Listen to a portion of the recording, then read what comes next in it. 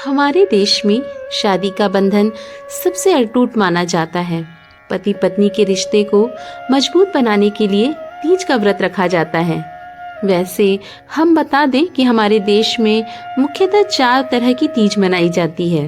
अखा तीज, हरियाली तीज, कजली तीज और हरतालिका तीज।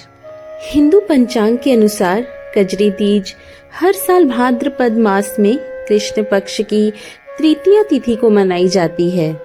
इस दिन सुहागन महिलाएं अपने पति की लंबी आयु के लिए व्रत रखती हैं। कजरी तीज के दिन भगवान शिव और माता पार्वती की पूजा की जाती है। इस दिन माता पार्वती और शिव जी की पूजा करने से पति की आयु लंबी होती है। साथ ही सुख समृद्धि की प्राप्ति के साथ सभी मनोकामनाएं पूर्ण होती है। मान्यता ये है कि इस दिन पूजा के दौरान कजरी तीज की व्रत कथा का श्रवण या पठन जरूर करना चाहिए। तो आइए हम भी सुनते हैं कजरी तीज व्रत की कथा।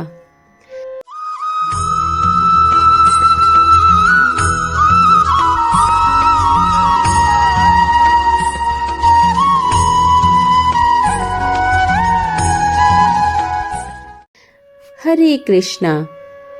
पौराणिक मान्यता के अनुसार एक गांव में एक ब्राह्मण रहता था जो बहुत गरीब था।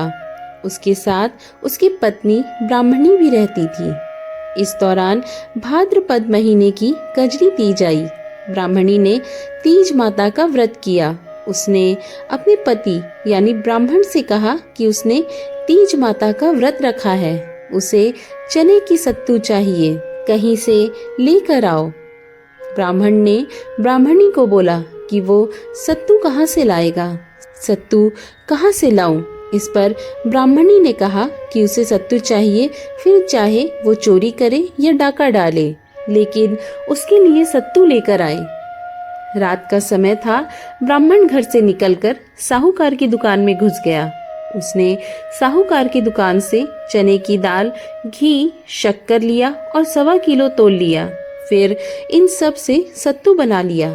जैसे ही वो जाने लगा, वैसे ही आवाज सुनकर दुकान के सभी नौकर जाग गए। सभी जोर जोर से चोर चोर चिल्लाने लगे। इतने में ही साहूकार आया और ब्राह्मण को पकड़ लिया। ब्राह्मण ने कहा कि वो चोर नहीं है, वो एक गरीब ब्राह्मण है।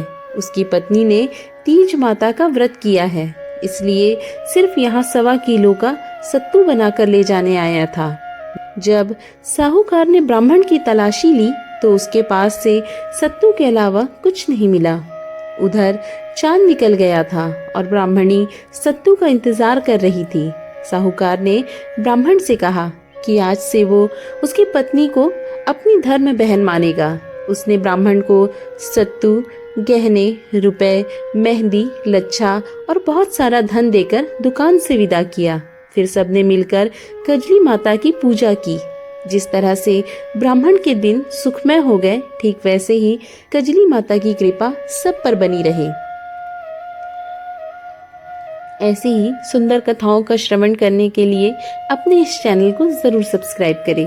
आज की कथा आपको कैसी लगी, हमें नीचे बने कमेंट बॉक्स में जरूर बताएं। हम मिलेंगे नई कथा की श्रृंखला के साथ। तब तक के लिए राधे राधे।